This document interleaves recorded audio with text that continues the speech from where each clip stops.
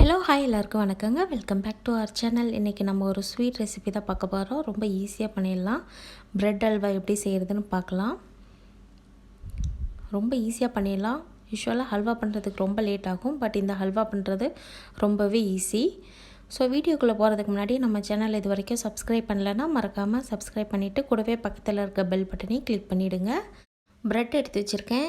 ப்ரெட்டோட சைட்ஸ்லாம் நம்ம கட் பண்ணிடலாம். கட் பண்ணிவிட்டு உங்களுக்கு எந்த ஷேப் பிடிக்குமோ அந்த ஷேப்பில் நீங்கள் கட் பண்ணிக்கலாம். நான் இது மாதிரி ரெக்டாங்கிள் ஷேப்பில் கட் பண்ணியிருக்கேன். ஸ்கொயர் ஷேப் வேணும்னா கூட நீங்கள் அப்படி கட் பண்ணிக்கலாம். நான் இன்றைக்கி குவான்டிட்டி அதிகமாக செய்ய போகிறேன். ஸோ உங்களுக்கு கம்மியான குவான்டிட்டியில் செய்யணுன்னா நான் அதுக்கு தகுந்த மாதிரி சுகர் எவ்வளோ போடணுன்னு சொல்கிறேன். பாருங்கள், எல்லா ப்ரெட்டுமே கட் பண்ணி எடுத்து வச்சாச்சு. ஸோ இது எல்லாத்தையும் எண்ணெயில் போட்டு நம்ம பொரித்து எடுக்க போகிறோம். ஸோ எண்ணெய் சூடாகிட்டுருக்கு. ஒரு வெத்தலை காம்பு போடுறேன், ஏன்னா கடலை எண்ணெய்ங்கிறதுனால பொங்கி வரும். ஸோ அதுக்கப்புறம் நம்ம ப்ரெட் ஸ்லைஸ்லாம் போட்டு ஃப்ரை பண்ணி எடுத்துக்கலாம். நல்லா ஒரு கலர் வந்ததுக்கப்புறம் எடுத்துக்கலாம். ஸோ இது ரொம்ப நேரம் எடுத்துக்காது ஃப்ரை பண்ணுறதுக்கு, டக்குன்னு ஃப்ரை ஆயிரும். ஒரு பக்கம் ஃப்ரை ஆனதும் இன்னொரு பக்கம் திருப்பி போடுங்க. பாருங்கள், டக்குன்னு கலர் சேஞ்ச் ஆகிடுச்சு. நல்ல இந்த கலர் வந்ததுக்கப்புறம் எடுத்துக்கலாம். அப்போ தான் நம்மளுக்கு அல்வாவுக்கு ஒரு நல்ல கலர் கிடைக்கும். ஸோ நீங்கள் இவ்வளோ ஒரு 7 to 8 ஸ்லைஸு நீங்கள் எடுக்கிறீங்கன்னா ஒரு 3/4 கப் அளவுக்கு சர்க்கரை சேர்த்திக்கலாம். ஸோ 7 ஸ்லைஸ்க்கு 3/4 கப் சர்க்கரை கரெக்டாக இருக்கும்.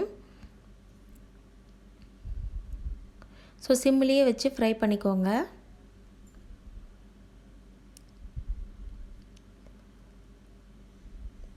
எண்ணெயுமே பார்த்திங்கன்னா ரொம்ப சூடாக இருக்கக்கூடாது, லைட்டாக சூடாக இருக்கும்போதே போட்டு பொரித்து எடுத்துக்கோங்க. பாருங்கள், நல்லா பொரித்து எடுத்தாச்சு. ஸோ இதை எடுத்து வச்சுட்டு மீதி இருக்கிற ப்ரெட்டையும் இதேமாரியே போட்டு நம்ம எல்லாத்தையும் ஃப்ரை பண்ணி எடுத்துக்கலாம். எடுத்து வச்சுருந்த ப்ரெட்டுக்கு 2/4 கப் சர்க்கரை சேர்த்திருக்கேன். கரெக்டாக இருக்கும். 1 கப்புக்கு 1.5 கப் தண்ணி சேர்த்திக்கோங்க. ஸோ பாருங்கள், ப்ரெட்டெல்லாம் ஃப்ரை பண்ணி ரெடியாக இருக்குது. சர்க்கரை பாகு கொதிக்க ஆரம்பிக்கும்போது நம்ம அந்த ப்ரெட்டெல்லாம் சேர்த்துடலாம். நான் சொன்னேன்ல 7 ஸ்லைஸ் ப்ரெட்டுக்கு, அதுக்கு 3/4 கப் சர்க்கரைக்கு 1.5 கப் தண்ணி விட்டுக்கோங்க, கரெக்டாக இருக்கும். ஸோ ப்ரெட் ஸ்லைசஸ்லாம் அதில் போட்டுட்டு நல்லா மூழ்கி வேகணும்.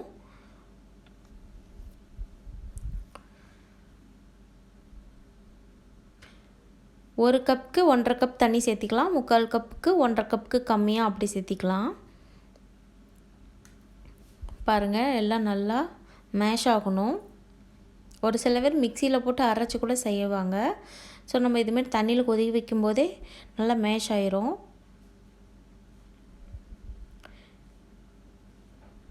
நீங்கள் மிக்சியில் போட்டு அரைக்கிற மாதிரி இருந்தால் நம்ம தண்ணியோட குவான்டிட்டியை கொஞ்சம் குறைச்சிக்கணும்.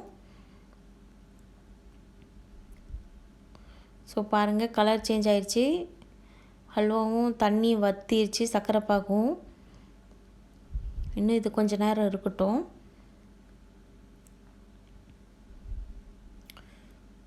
ஸோ வேறு ஒரு பேனில் ஒரு 3 ஸ்பூன் நெய் விட்டுருக்கேன்.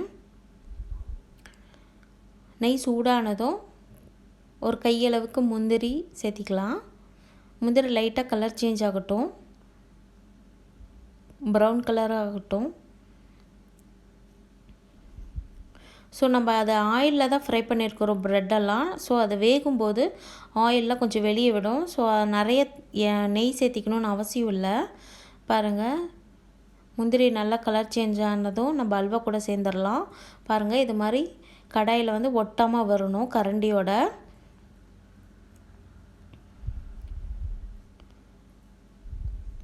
ஸோ நம்மளுக்கு ப்ரெட் அல்வா சூப்பராக ரெடி ஆயிடுச்சு.